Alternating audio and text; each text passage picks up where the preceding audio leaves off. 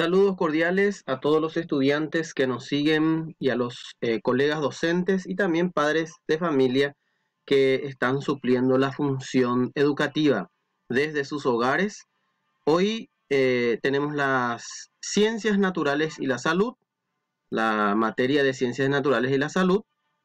Estamos en estudio, un capítulo muy importante dentro del estudio de las ciencias naturales que consiste en la jerarquía taxonómica y nomenclatura binomial de los seres vivos.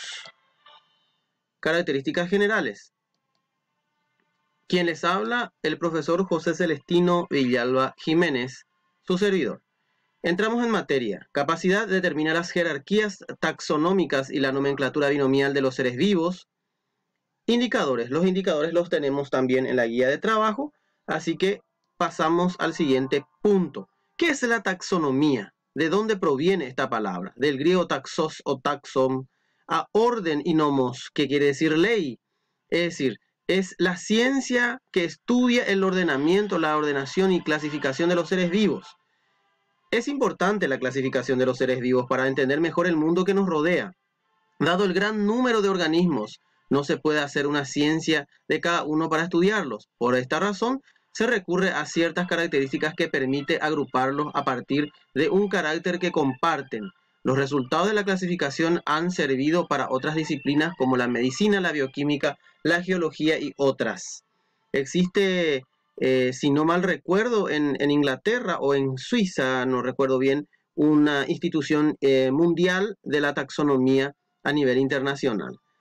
Justamente uno de los grandes sabios que llegó hasta nuestro país de origen suizo, el sabio Moisés Bertoni, pudo catalogar y clasificar a muchas plantas y también animales de la zona alto paranaense de nuestro país, que hasta hoy día siguen perviviendo. Inclusive una de ellas se reconoce al KAGE. Se denomina carácter taxonómico a todo atributo o rasgo que hace posible diferenciar un ser de otro, como también el agruparlos por la presencia de atributos comunes.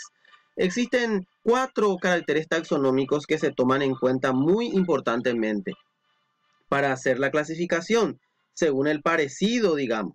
Y ahí tenemos el carácter morfológico, es decir, de las formas, el tipo de semilla, por ejemplo, para las plantas, la vaina, las flores, las hojas, el tallo, etc. El carácter fisiológico, es decir, del funcionamiento. No es lo mismo el funcionamiento de una ala que de una aleta, aunque aparentemente puedan que ambas tengan un origen común, ciertamente. Luego tenemos el carácter citológico, es decir, el tipo de célula en la que se desarrolla cada uno de los, componentes, ¿verdad? Y el carácter bioquímico, que ya corresponde a su estructura interna molecular, el ADN, el ARN y su secuencia. Aquí vemos las jerarquías taxonómicas que son muy conocidas, el de dominio, que son 3, el de arquebacteria, bacteria y el de eucariotas, ¿verdad? Son por el tipo de célula también. Las arquebacterias son las bacterias más antiguas, son los organismos más antiguos de la Tierra. Luego tenemos al reino, al filum o filo, división sería para los vegetales, clase, orden, familia, género, especie. Hemos diseñado a lo largo del tiempo en las ciencias biológicas una mnemotecnia que nos ayuda muchísimo a recordar esta jerarquía. Y dice así: los reyes filósofos clasificaron de ordinaria la fama de los generales espartanos. Los reyes filósofos clasificaron de ordinaria la fama de los generales espartanos. Esta es una mnemotecnia, una técnica de memoria que ayuda a recordar a las primeras letras o palabras de esta secuenciación. Y es muy importante recordarlas porque de esa manera también podemos darle cierto criterio de objetividad a nuestros estudios.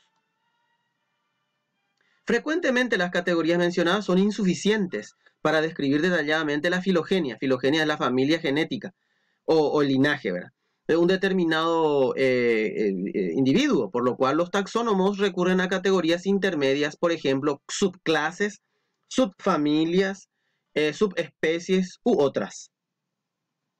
Y ahí tenemos un ejemplo comparativo, un cuadro comparativo entre el gato doméstico, el ser humano y el roble blanco americano. Y diríamos así: reino Animalia, filum cordado para el gato, subfilum vertebrado, clase mamífero, orden carnívoro, familia felinos o félidos, y género y especie, epíteto de la especie, Felis catus. El gato feliz sería el nombre traducido desde el latín. El humano, Animalia, cordado, vertebrado, mamífero, primate. Primate, son los primeros individuos que andan erguidos y usan las manos con el pulgar oponible. Homínidos. Y Homo sapiens, el hombre sabio. Aunque lastimosamente este nombre ha causado mucha polémica a lo largo del tiempo, pues la especie que más daño está causando al ecosistema. Clasificación del roble: Plantae, Antófitas, ninguno tiene sobre subfilum. Dicotiledonea, Fagales y Fagáceas, Querus alba. Alba justamente significa blanco. Muy bien, ¿cómo la nomenclatura o cómo hacemos la descripción de una especie? Vemos acá un gatito muy conocido y un niño que se pregunta.